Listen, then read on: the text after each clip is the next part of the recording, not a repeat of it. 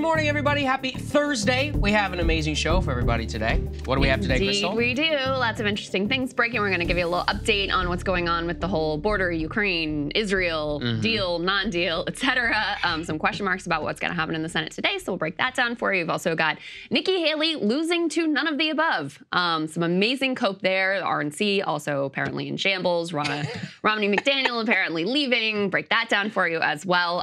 Trump is now saying, hey, maybe we should give Bud Light a second chance. Yes. Hilarious. Bibi rejecting a ceasefire deal and the U.S. getting put on blast from Saudi Arabia for basically lying about what that country's position was with regards to normalization with Israel. Fox News aired what appeared to be a live hate crime. We'll show you that and tell you the background and what we have learned about what exactly the hell transpired there.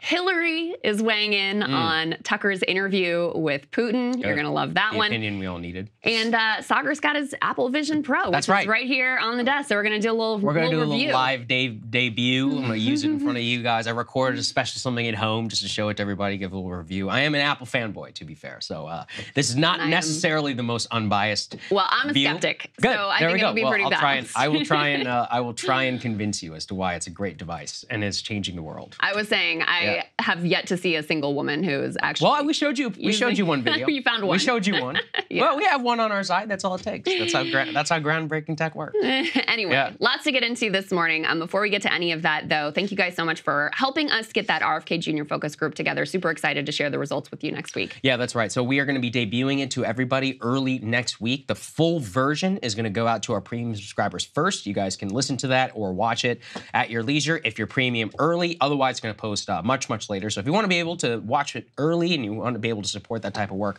breakingpoints.com, you can go ahead and sign up for a premium membership. Yeah, comes at kind of a perfect time because it really does. I just was reading an article this morning about how the Biden team is like freaking out about the third-party candidates and whatever. So this is about to be a really big story, and it'll be interesting to hear from the voters themselves about why it is that they're rejecting both Trump and Biden and instead opting for RFK Jr. I think you guys are really going to resonate with some of these people. Okay, let's go to the Senate deal. There were some major developments in the United States Senate just yesterday. We brought everybody the news that the border deal would appear to have collapsed, but has now led to a new situation. Let's go and put this up there on the screen just so we can give everyone an update. The Senate is currently in complete turmoil because they are both trying to advance two separate pieces of legislation.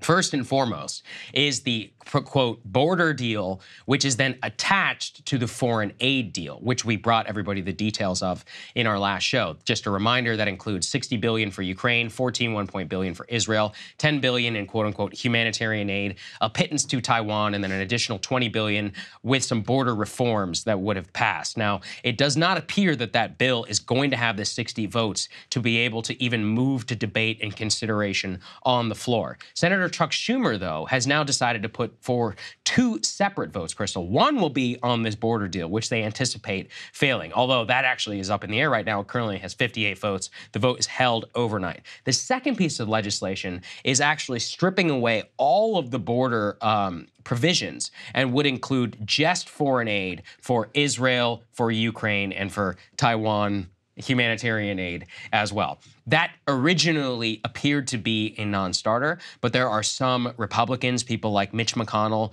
Lindsey Graham, and others who have said that they would be supportive of such a measure. So the big question is whether that gets to 60. But I guess what belies this entire thing is the House of Representatives said this whole thing is dead no matter what. So in a certain point, this is all fake. But, you know, we get to see Washington's real priorities. This is the $60 billion for Ukraine, $14 billion for Israel. We'll remind everyone, by the way, that the Israel aid specifically says shall not be subject to congressional oversight. Imagine writing that in when you are the ones who are in Congress. You would expect the Israelis or you, the president, to ask for something like that, not to just preemptively put it in there in the first place. And Congress be like, we don't want any authority. No, thank you. We don't want to know what's going on. No oversight for us. Just take the bombs. Drop it on whoever you want. It is incredible. I mean, obviously, I'm cheering for every one of these things to go down in flames. So and the fact that it looks like it's headed in that direction is good. The one that there's the biggest question marks about is the just foreign aid piece, the just Ukraine and just Israel piece, which is ironic. I mean, again, listen, I'm glad this is all failing. So let me just be really clear about that. But it is sort of a hilarious situation because at the beginning of this, Republicans were like, we're never voting for Ukraine unless it comes with border funding as well. And then the border one goes down, and yet just the Ukraine and Israel one seems to have a better shot at passage. But again, as you said, Saagar, it doesn't look like these things are going to get through the House, although I don't think Mike Johnson has been totally definitive about just the foreign aid package and what he would do.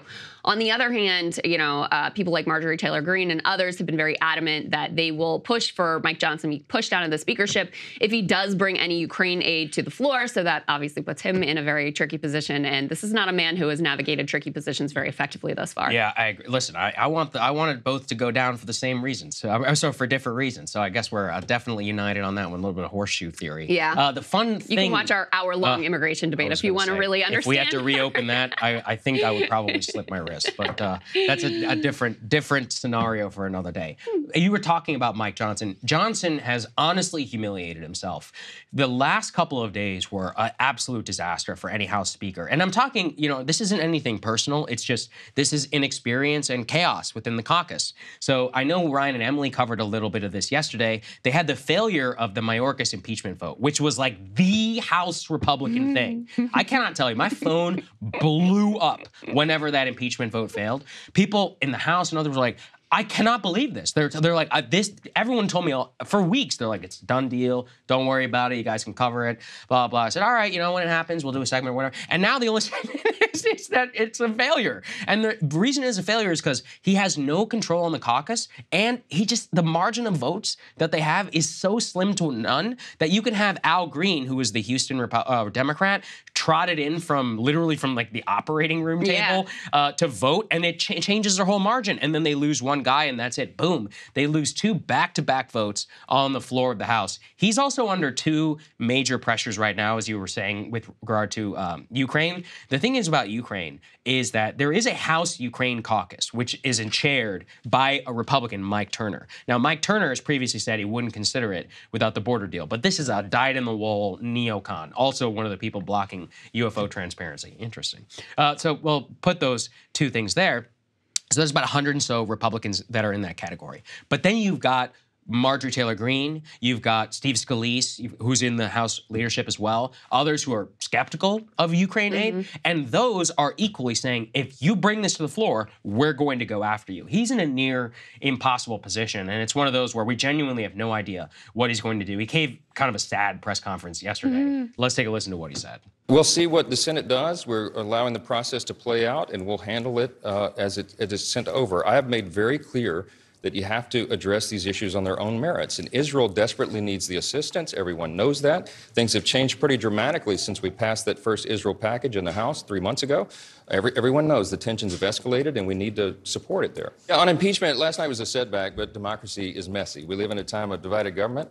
We have a razor-thin margin here, and every vote counts. Sometimes when you're counting votes and people show up when they're not expected to be in the building, it changes the equation. I don't think that this is a reflection on the leader. It's a reflection on the body itself and the place where we've come in this country. Look, the nation is divided. We lament that, right? The difference is the chasm between the 2 parties right now is wider than it's ever been. And there are lots of emotions, and we live in the age of social media and 24-hour news cycle. There were previous Congresses where a gaggle like this would not even have been possible. So we're in a different time. We're in a different time. I guess you could say that, Mr. Johnson, Mr. Speaker.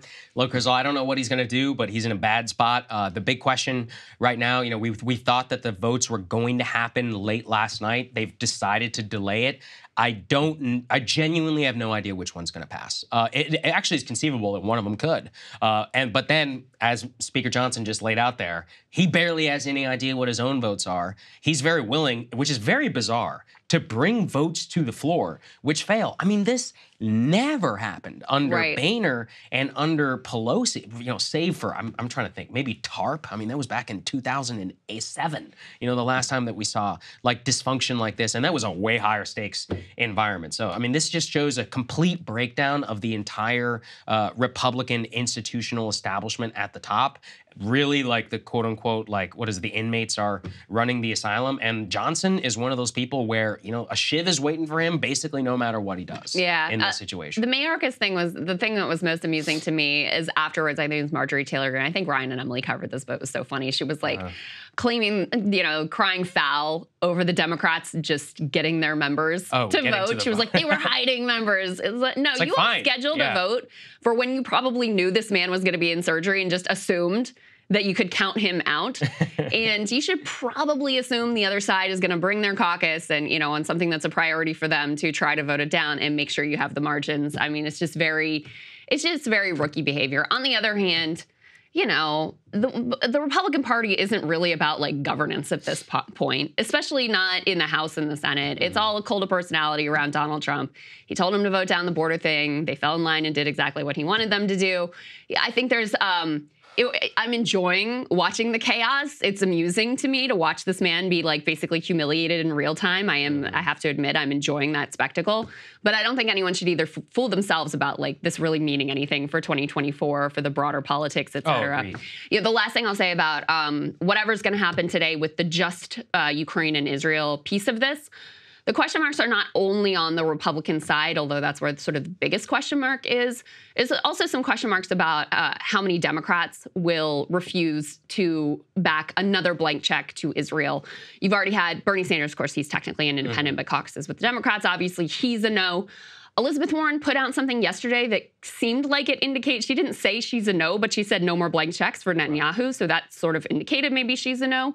And there's a handful of others, just a few others, that could potentially balk at another complete blank check for Israel. So that's another thing I'm talking like maybe you get another one. Right. So, but when you have very slim margins, that matters a lot. The difference between 1 versus 3 not voting for it is a big deal. Yeah, exactly. So we could end up with nothing, which, you know what? I'm pretty happy. That's what I'm cheering for. Especially whenever it comes to the situation going on in Ukraine. Hey guys, if you like that video, go to breakingpoints.com, become a premium subscriber, and help us build the best independent media organization on the planet. That's right. We're subscriber funded. We're building something new. We want to replace these failing mainstream media organizations. So again, to subscribe, it's breakingpoints.com.